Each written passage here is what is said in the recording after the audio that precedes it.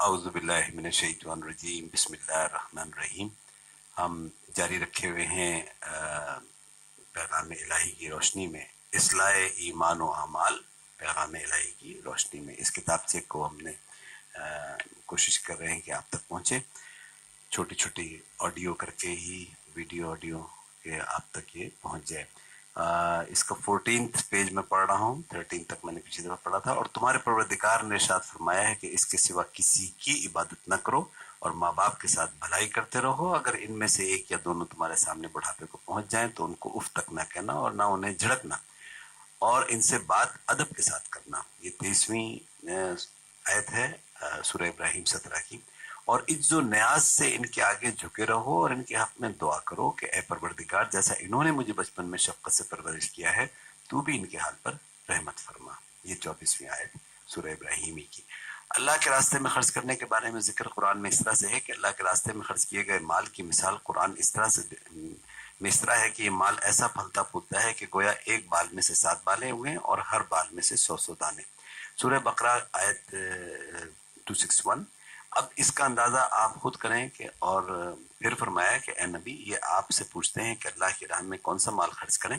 ان سے کہہ دو کہ جو ضرورت سے زیادہ ہو، لیکن جب خرچ کرو تو اہل استحقاق یعنی ماں باپ اور غریب قرابت دار وغیرہ وغیرہ۔ سورہ بقرہ آیت نمبر 215۔ یعنی ماں باپ کا ذکر اس کے اندر آ گیا، ترجیحاً ماں باپ کو پہلے نمبر پر رکھا ہے۔ جہاں خرچ کا ذکر ہے وہاں غریب، قرابت دار، فقراء اور اللہ کے راستے کا کام کرنے والوں کے لیے خصوصی ذکر ہے۔ سورہ بقرہ جو کہ دوسری صورت ہے آیت 273 میں۔ اور یہ بھی فرمایا کہ جو لوگ اپنا مال رات اور دن اللہ کے راستے میں خرچ کرتے ہیں انہیں آخرت میں نہ کچھ خوف ہوگا اور نہ وہ غمناک ہوں گے۔ سورہ بقرہ کی 274۔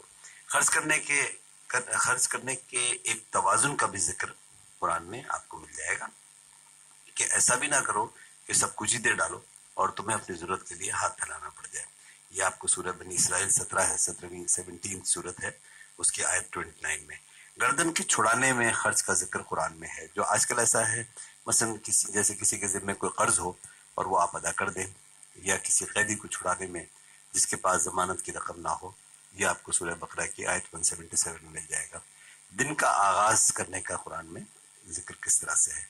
دن کو شروع کرنے کا احسن طریقہ قرآن سے لیں تو فرمایا نماز کا پڑھنا، قرآن کا پڑھنا، اوقات سحر میں گناہوں کی معافی مانگنا۔ یہ بھی فرمایا کہ اللہ کے سوا اور گناہ بخش بھی کون سکتا ہے۔ سورہ آل عمران جو کہ تیسری صورت ہے آیت نمبر 135۔ یہ مومنین کی نشانیوں میں سے بتایا گیا کہ یہ قصور معاف کیا کرتے ہیں اور اچھائی سے برائی کو روکتے ہیں، اور آپس میں مومنین ایک دوسرے سے بہت نرم اور کافر کے مقابلے میں بہت سخت۔ اور جب کوئی تمہیں دعائیں دے تو تم اس سے بہتر کلمات سے اس کو دعا دو، یا کم از کم اتنے ہی اچھے الفاظ سے دعا دو۔ اور جب آپس میں لین دین کیا کرو تو لکھ لیا کرو۔ یہ بھی ایک اصول ہے، معاشرتی اصول۔ برائیوں سے اجتناب کے بارے میں فرمایا کہ جن باتوں سے اجتناب کے لیے کہا گیا ان میں سے چند فرمایا جھوٹی گواہی نہ دو، چاہے اس میں تمہارے اپنے اور تمہارے ماں باپ ہی کا نقصان کیوں نہ ہو رہا ہو۔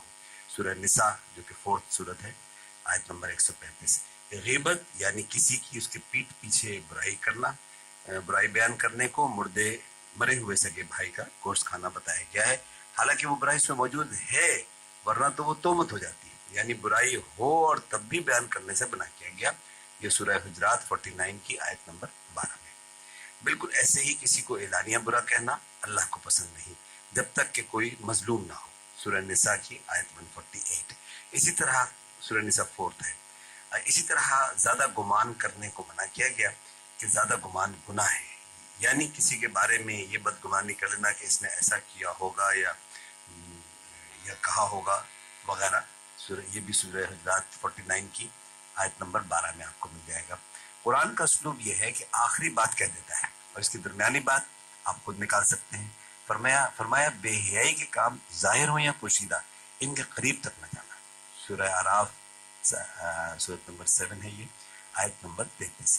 یہاں قرآن کے اس مقام پر غور کریں کہ حضرت آدم علیہ السلام کو جس پھل کے کھانے سے منع کیا گیا اس میں یہ نہیں کہا گیا کہ یہ وہ پھل نہ کھانا، بلکہ اس درخت کے پاس بھی نہ جانا. یعنی اللہ پاک کی سنت یہ سامنے آتی ہے کہ وہ آپ کو گناہ کے قریب قریب رہتے ہوئے بچنے کی ہدایت نہیں کرتا، بلکہ اس سے دور رہنے کی بات کرتا ہے. یعنی جو اللہ کی حدیں ہیں ان کے پاس بھی نہ جانا. سورہ بقرہ کی آیت 187 کا آخری حصہ. مومنوں سے اللہ پاک نے یہ بھی فرمایا کہ مومنوں وہ کہتے کیوں ہوں جو کرتے نہیں. یعنی کسی ایسے کام کو جو تمہیں کرنا نہیں ہے اور تم زبانی اسے کہتے ہو تو یہ اللہ کی ناپسندیدگی کی بات ہے. سورہ صف 61 آیت نمبر 2 اور 3. رشوت لینے سے منع کیا گیا اور کہا گیا کہ رشوت لینے والا اور رشوت دینے والا دونوں جہنمی ہیں. جہاں یہ مضمون حدیث سے ملتا ہے وہیں قرآن کریم میں بھی موجود ہے. سورہ بقرہ 2 کی آیت نمبر 188. بریکٹس میں ہم نے دیا ہوا ہے کہ مومنو تم ایسی باتیں کیوں کہا کرتے ہو جو کیا نہیں کرتے. یہ سورہ صف 61 کی آیت نمبر 2 ہے. اللہ اس بات سے سخت بیزار ہے کہ ایسی بات کہو جو کرو نہیں.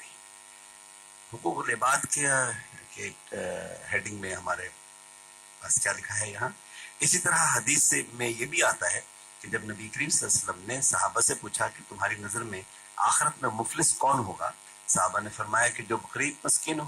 فرمایا نہیں، آخرت میں ایسا انسان بھی آئے گا جو اپنے ساتھ اچھے اعمال کا ایک وزن لیے ہوئے ہوگا، لیکن اس نے دوسرے انسانوں کے حقوق سلب کیے ہوں گے.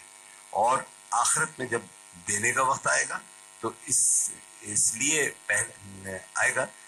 پہلے اس کے اچھے اعمال بانٹے جائیں گے، اور اس طرح دیکھتے ہی دیکھتے اس کے تمام نیک اعمال ختم ہو جائیں گے اور ابھی کچھ لوگوں کے حقوق دینے باقی ہوں گے. تو ان کے گناہ اب اس شخص کو دیے جائیں گے اور اس طرح وہ شخص گناہوں کا بوجھ لیے دوزخ میں جائے گا. قرآن میں یہ فرمایا کہ تم اکیلے اکیلے اللہ کے سامنے حاضر کیے جاؤ گے، یعنی ہم سے صرف ہمارے اعمال کی پوچھ گچھ ہوگی جو کچھ ہم نے اپنی زندگی میں کیے یا جو دنیا میں اپنے پیچھے چھوڑ آئے ہیں.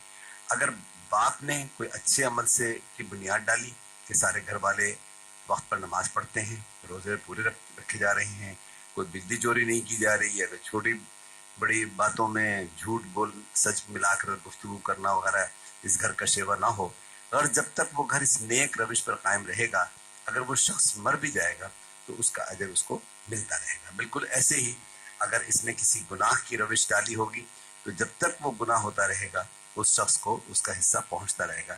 یہ سورہ نساء کی سورہ نساء خود 4 ہے، آیت نمبر 85 میں آپ ملاحظہ فرما سکتے ہیں.